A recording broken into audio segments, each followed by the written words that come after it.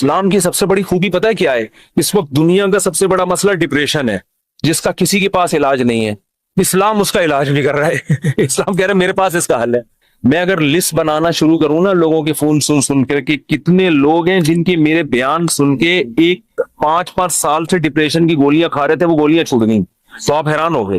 آپ کہہ سکتے ہو مفتی صاحب آپ چٹکلے سناتے ہو اس لیے، نا نا نا نا نا، وہ بیانات سن کے جو میرے بیانات اسپیشل اسٹریس اور ڈپریشن کے بارے میں ہوئے ہیں۔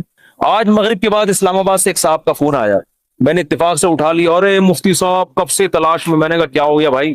کہہ رہے ہیں بھائی میں کئی سالوں سے ڈپریشن کی گولیاں کھا رہا ہوں، میری ڈپریشن ختم نہیں ہو رہی تھی، آپ کا میں نے ایک ڈپریشن کے خلاف بیان سنا، ڈپریشن کیسے ختم کریں یہ تھا یا پتہ نہیں کیا تھا۔ کہہ رہے ہیں میں حیران ہوں کہ میری ڈپریشن ختم ہو گئی، اور وہ تو کہہ رہے ہیں میں نفسیاتی ڈاکٹروں سے جا کے لڑ رہا ہوں کہ یار اس مولوی کے بیان سن کے میں ٹھیک ہو گیا، جو نہ ماہر نفسیات ہے نہ کوئی ڈپریشن پہ اس نے کورس کیے ہوئے ہیں، اور تمہارے گولیاں کھا کھا کے میں ٹھیک نہیں ہو رہا۔ تو میں نے اس سے کہا میرے بھائی یہ مولوی کا کمال بولو نہیں، ہم بھی جو خوش ہیں تو اسلام کا، ہم تو نہیں کہتے ہم سچی پکے مسلمان ہیں بھائی، ہم تو بہت ہی نالائق ہیں، ایک نسبت ہے اسلام کی طرف، وہ تسلیاں دیتا رہتا ہے، وہ کیا کرتا رہتا ہے؟ وہ تسلیاں دیتا رہتا، بھائی سب سیٹ، کوئی مسئلہ نہیں، ہو جائے گی صبر کو، ٹھیک ہے نا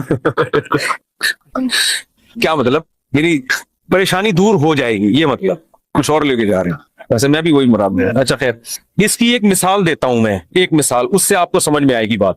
کبھی کبھار نا مجھے جوش چڑھتا ہے تو میں فون اٹھا، اب بہت عرصے کے بعد میں نے فون سننا شروع کر دی ہے، لیکن پھر وہ بھی اس لیے کہ اتنی بھرمار ہو جاتی ہے نا کہ لوگوں کی ٹینشنیں سن کے آدمی بھی تھک جاتا ہے، پھر میں بند کر کے رکھ دیتا ہوں۔ ابھی میں بالکل موبائل لیس ہو گیا، میری زندگی سے موبائل نکل گیا، تو میں نے کہا بالکل میں ویسا ہو گیا ہوں جب نیا موبائل ایجاد ہوا تھا، صحیح ہے نا؟ اب میں نے دوبارہ تھوڑا سا پھر بند کر دوں گا۔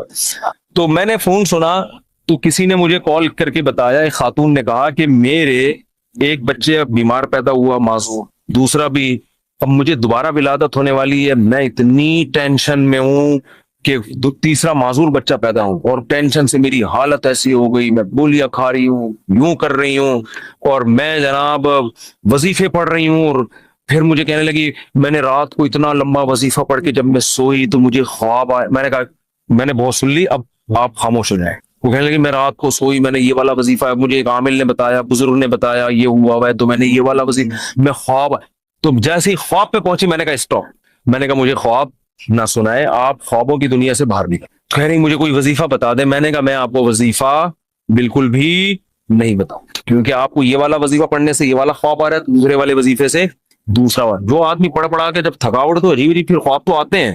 میں نے کہا محترمہ آپ کا علاج صرف ایک چیز میں ہے، آپ نے یہ کیوں فرض کر لیا کہ معذور بچہ مجھے کسی قیمت پہ نہیں چاہیے؟ یہ سوچ غلط ہے، آپ خدا سے لڑ رہی ہو، سمجھ میں آ رہی ہے بات؟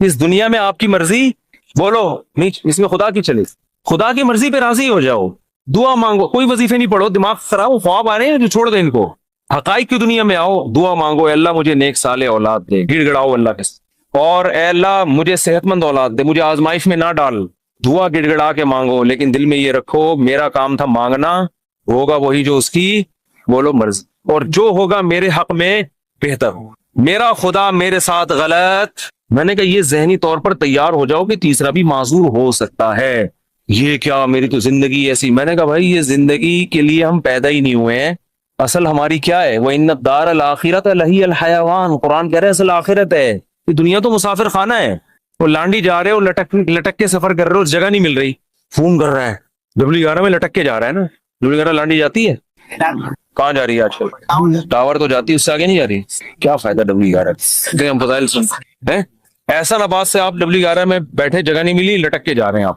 گانوں کی آواز آپ کو کھڑکی سے ہوتی ہوئی آ رہی ہے، W11 میں تو لوگ گانے سننے کے لیے بیٹھتے ہیں، آپ کو مزہ ہی نہیں آ رہا، وہ پھر پاؤں میں کھڑے ہوئے آپ، اب آپ ادھر فون کر رہے ہیں ادھر فون کر رہے ہیں، مفتی صاحب کوئی وظیفہ بتا دیں سیٹ مل جائے، میں کیا بولوں گا؟ ابے بھائی ٹاور اتر جائے گی گاڑی، صبر کر لے تھوڑا سا، جو بیٹھے ہوئے وہ بھی ٹاور پہ اتریں گے، تیرا باپ بھی ٹاور پہ اترے گا، تمیز سے اگر سمجھ میں نہیں آئے گی یہ بولوں گا نا، اتر جائے گا ٹاور پہ، صبر کر لے۔ وہ کہہ رہے نہیں، وہ اس کھڑکی میں جو بیٹھا ہوا اتنے مزے سے وہ تو سب کچھ دیکھ رہا ہے بھائی، کھڑکی میں ہوا بھی آ رہی ہے، اس کو کرایہ میں نے بھی اتنا دیا، خدا کیا نا انصافی کر رہا ہے، اس کو کھڑکی ڈرائیور کے ساتھ بٹھا دیا اور مجھے لٹکا دیا۔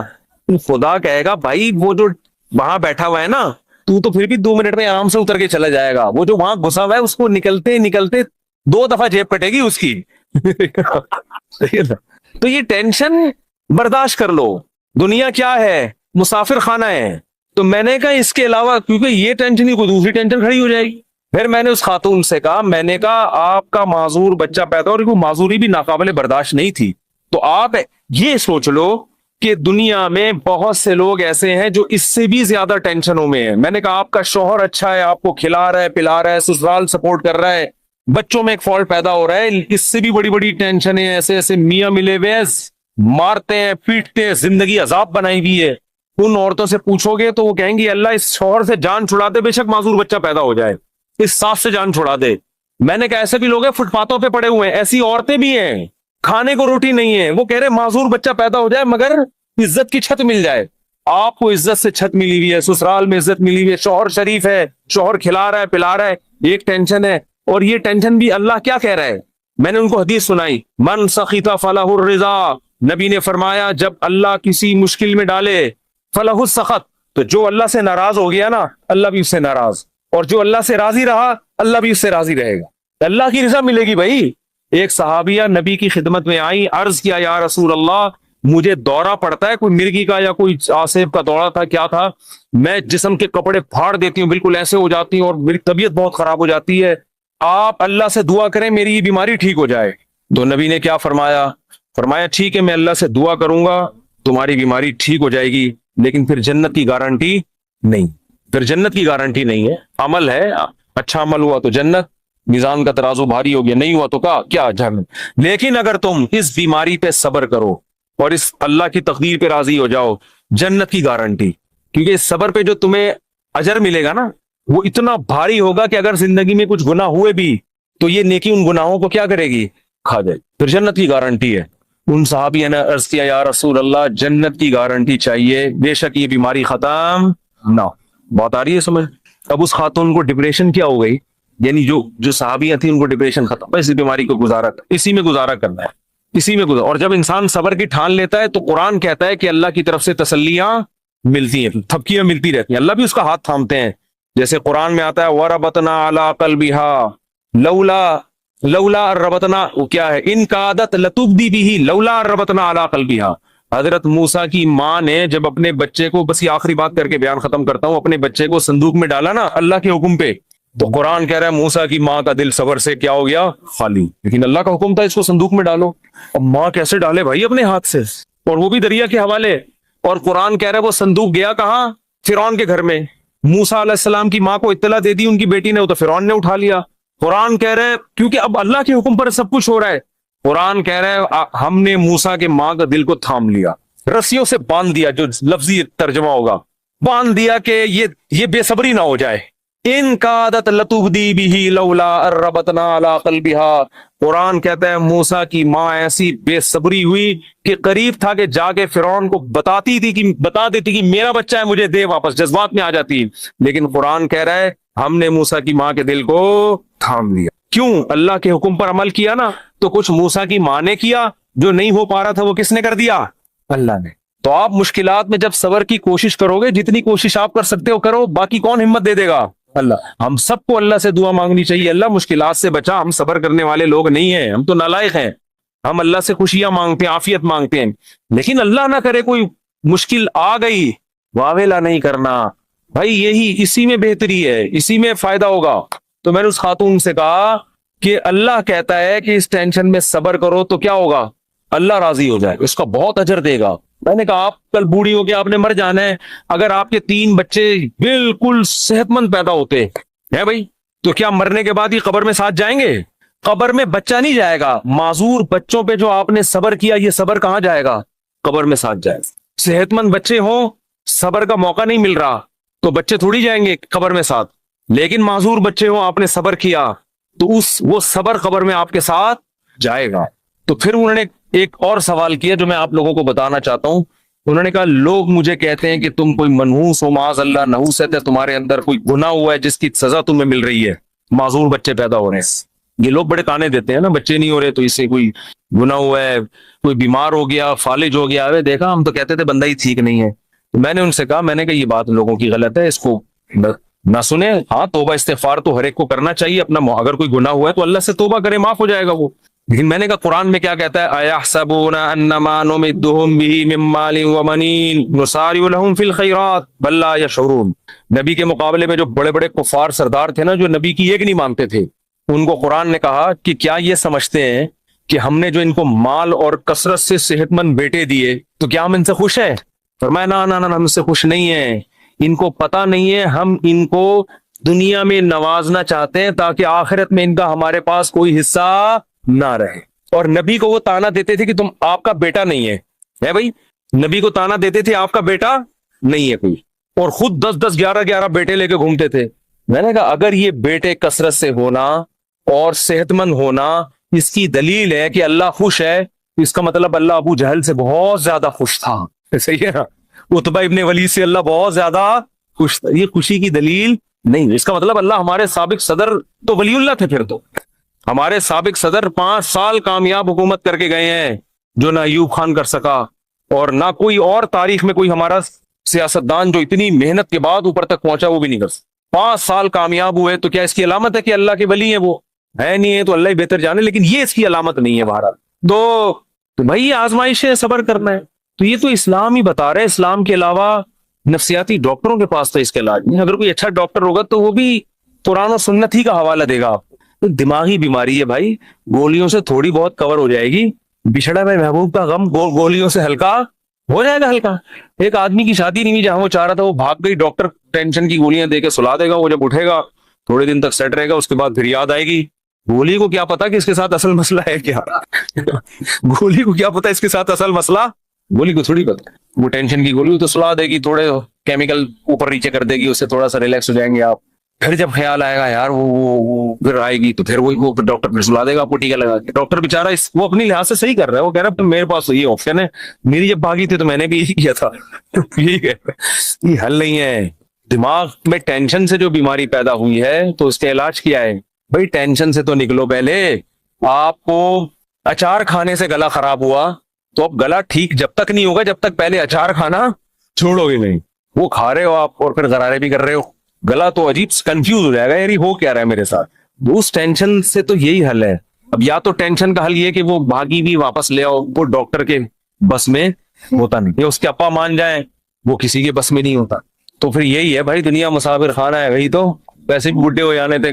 بڈھوں کو دیکھ لیا کرو جن کے پرانے جو بوڑھے ہو چکے ہیں نا، وہ لیلا مجنو کو سوچ لیا کرو، لیلا کس قبر میں سو رہی ہے اور مجنو کس قبر میں سو رہا ہے۔ اب کوئی آپس میں ریلیشن ہے؟ کوئی پتھر سے نہ مارے میرے دیوانے کو، بم کا زمانہ ہے اڑا دو سالے کو، کوئی ہے ایسا ریلیشن آپس میں؟ کچھ بھی نہیں ہے، سب فینش۔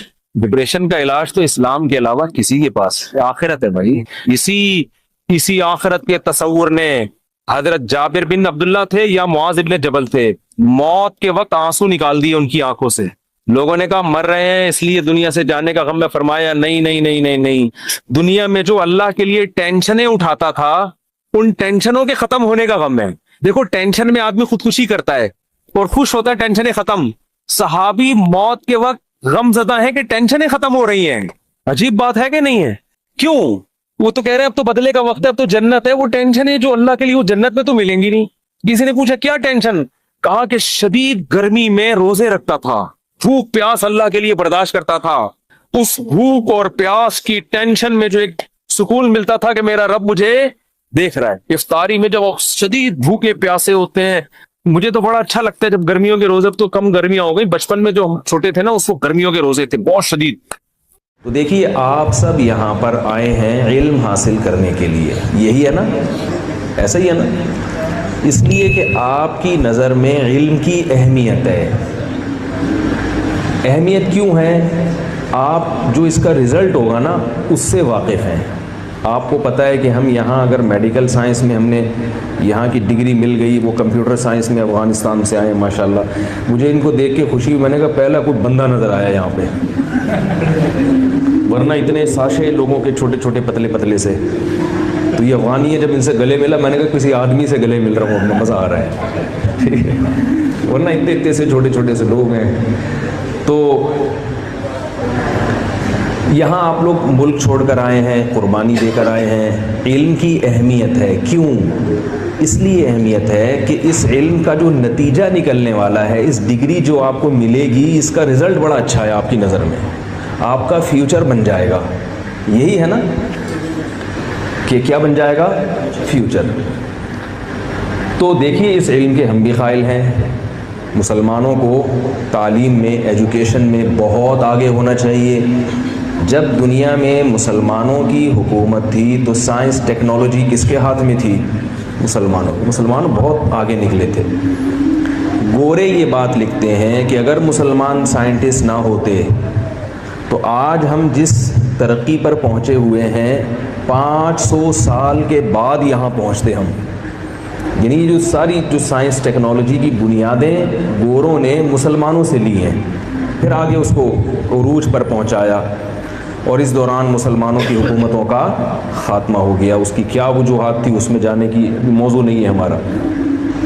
تو اس علم کی بڑی اہمیت ہے. جو علم آپ حاصل کر رہے ہیں اس سے مسلمانوں کو ترقی ملے گی. مسلمان سائنس ٹیکنالوجی کے میدان میں آگے بڑھیں گے تو بہت کچھ ہو سکتا ہے. لیکن یاد رکھیے کہ اس کے علاوہ بھی کچھ علوم ہیں جو ہمیں سیکھنا ضروری ہے. دیکھیے یہ جو انسان ہے نا، انسان یہ 2 چیزوں سے مرکب ہے. 2 چیزوں کے مجموعے کا نام ہے. ایک تو انسان کا مادہ ہے جو مادی زندگی ہے، اور ایک انسان کی روحانی زندگی بھی ہے. جو مادی زندگی ہے وہ کیا ہے؟ اس میں جب ہم بحث کرتے ہیں کہ بھئی کھاتے ہم کیسے ہیں، ہضم کیسے ہوتا ہے، میڈیکل سائنس اسی پر بحث کرے گی نا. آنکھ دیکھتی کیسے ہے، کان بولیں سنتے کیسے ہیں، ہم چلتے کیسے ہیں. ڈاکٹروں کی یہی فیلڈ ہے. کل بیان تھا اس میں اسکن اسپیشلسٹ ڈاکٹر بیٹھے ہوئے تھے. وہ 1 سال یہی پڑھتے رہتے ہیں کہ اسکن کیسے بہتر بنائی جا سکتی ہے، اسکن کی کیا بیماریاں ہیں. تو یہ اسی طرح جو انجینئر ہے وہ بھی انسان کی مادی زندگی کو بہتر بنانے میں لگا رہتا ہے. انجینئروں کی مختلف قسمیں ہیں. وہ بھی کیا کرتے ہیں؟ مثال کے طور پر جو سول انجینئر ہوتے ہیں یا جو میپ وغیرہ بناتے ہیں، بلڈنگیں بنانے والے انجینئر، وہ کیا کہ بھائی بلڈنگ کیسے بنائی جا سکتی ہے، بلڈنگ کی ضرورت کیوں ہے، اس میں انسان رہتا ہے، اس میں آفس بنانا ہے، رہنے کے لیے بلڈر الگ ہوتے ہیں، کاروبار کے لیے بلڈنگ الگ حساب سے بنائی جاتی ہے. ان تمام چیزوں کا فائدہ ہماری باڈی کو ہوتا ہے. یہاں تک میں نے صحیح کہا نا؟ ان تمام چیزوں کا فائدہ کس کو ہوتا ہے؟ باڈی کو، جسم کو. لیکن یاد رکھو باڈی اللہ نے گدھے کو بھی دی ہے، معذرت کے ساتھ. باڈی کس کی؟ ڈنکی کی بھی ہوتی ہے، اور وہ بھی اپنی باڈی کی فکر کرتا ہے. شیر بھی اپنی باڈی کی فکر کرتا ہے، لومڑی بھی اپنی باڈی کی فکر کرتی ہے. سب جتنی اللہ نے ان کو عقل دی وہ اس حساب سے اپنی باڈی کے لیے محنت کرتے ہیں.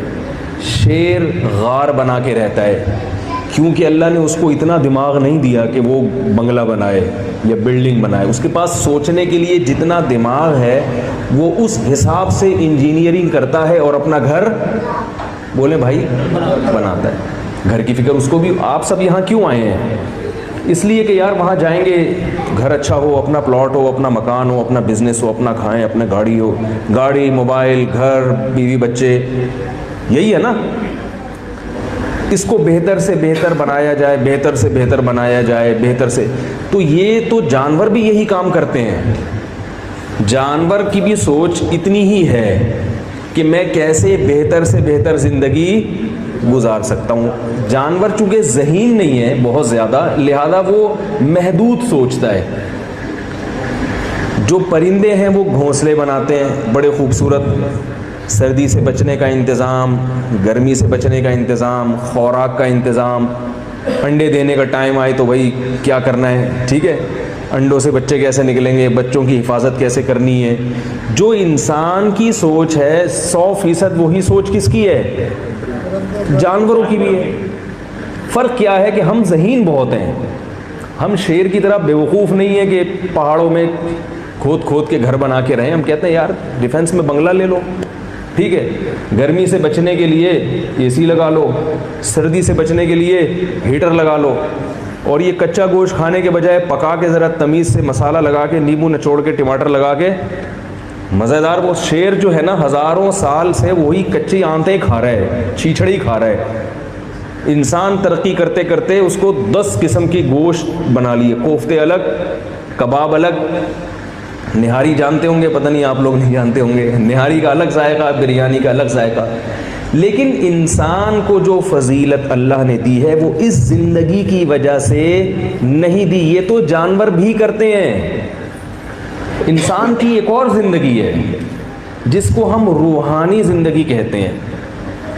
وہ زندگی کیا ہے؟ یہ چیز جانوروں میں نہیں ہے. جیسے انسان اچھا بھی ہوتا ہے اور برا بھی. جانور اچھے یا برے نہیں ہوتے. فیتھفل یا ان فیتھفل بولے بھائی نہیں ہوتے. اگر کوئی جانور فیتھفل ہے تو اس میں اللہ نے وفاداری کے سافٹ ویئر انسٹال کر دیے ہیں، وہ ان فیتھفل ہو ہی نہیں سکتا. جیسے کتا وفادار جانور ہے نا، اس لیے نہیں کہ وہ بہت اچھا ہے بھائی، وہ پیدائشی ایسا ہے. قدرت نے کتنے بلٹن ہے، وہ بلٹن وہ کمپنی کی طرف سے ایسا بنا ہوا ہے. شیر میں اگر بہادری ہے، بہادر ہے، تو وہ قدرت کی طرف سے بہادر ہے. اس کو اس بہادری پہ ایوارڈ بولو بھائی نہیں ملتا. انسانوں کو بہادری پہ بھی ایوارڈ ملتا ہے، سچ پہ بھی ایوارڈ، انعام ملتا ہے سچ بولنے پر. دیکھو اگر کوئی، ہم نے جب اسکول میں پڑھتے تھے تو کسی کا پرس گم گیا، اس میں ہزاروں روپے تھے. ایک اسٹوڈنٹ کو وہ پرس ملا، اس نے وہ پرس لا کے ٹیچر کو دے دیا کہ بھائی کسی کا یہ پرس گما ہے، جس کا ہے اس کو پہنچا دیں. ٹیچر اتنے خوش ہوئے کہ دیکھو کیسی امانت دار بچہ ہے. تو ٹیچر نے اس کو صبح جب پرے کا ٹائم تھا تو سب کے سامنے اس طالب علم کو بلایا اور اس کو انعام دیا کہ یہ کیا ہے، وفادار ہے. سمجھ رہے؟ لیکن اگر آپ کے ہاتھ سے بوٹی زمین پہ گر جائے، آپ شاپر میں گوشت خرید کے جا رہے تھے، وہ شاپر آپ کے ہاتھ سے چھوٹ کے زمین پہ گر گیا اور گم گیا، تو کبھی ایسا ہوگا کہ چیلیں اٹھائیں شاپر میں ڈال کے آپ کے گھر پہنچا دیں؟ میرا خیال ہے تھائی لینڈ میں ہوتا ہے ایسے، شاید نہیں ہوگا نا ایسا. بھائی اس کو کیا پتا، اس کو اللہ نے یہ سمجھ ہی نہیں دی ہے کہ یہ کسی کا شاپر ہے یا کسی کی. وہ کہتے بھائی مجھے کھانے کو اللہ نے رزق دیا، چیل کہے گی میں کھاؤں گی. تو جانوروں میں نہ وفاداری ہوتی ہے نہ بے وفائی. یعنی اگر وفاداری ہے تو وہ قدرت کی طرف سے ہے، بے وفائی ہے تو وہ بھی بولیں بھائی. جو بے وفا جانور ہیں وہ ہمیشہ بے وفا ہی رہیں گے. طوطا چشمی مشہور ہے نا اردو میں مثال. طوطے پہ کتنا خرچ کریں، کتنا کھلائیں، کتنا پلائیں، جہاں موقع ملے گا. پتلی گلی تو پتنی ہوتی نہیں ہوتی، بہرحال ہماری تو زبان پہ وہی چڑھا ہوا ہے یار. پتلی گلی سے وہ کیا کرے گا؟ اب انگلش میں پتہ نہیں کیسے ترجمہ کریں گے پتلی گلی کا. ٹھیک ہے، تو وہ کیا کرے گا؟ وہ نکل لے گا پتلی گلی سے. اس کو جہاں موقع ملا وہ غائب. تبھی کہتے ہیں طوطا چشمی. تو لیکن کتے کو ایک بوٹی ڈال دیں، ساری زندگی آپ کا غلام بن جائے گا، دم ہلاتا رہے گا آپ کے سامنے. لیکن یہ چیزیں بلٹن ہیں، یہ چیزیں قدرت نے ان میں خود بخود ڈال دی ہیں. لہذا نہ جانور اچھے ہوتے ہیں اور نہ برے. پیٹ سب کے ساتھ ہے جیسے ہمارے ساتھ ہے، خواہشات ان کے ساتھ بھی ہمارے ساتھ بھی. آپ جو علم حاصل کر رہے ہیں بہت اہم علم ہے، اس کی اہمیت کا انکار نہیں کر رہا میں، لیکن وہ علم انسان کے لیے کافی نہیں ہے. وہ علم انسان کو انسان بنانے کے لیے کافی نہیں ہے. انسان کو انسان بنانے کے لیے جو علم ہے وہ اس کو اللہ نے پیغمبروں کے ذریعے دنیا میں بھیجا ہے.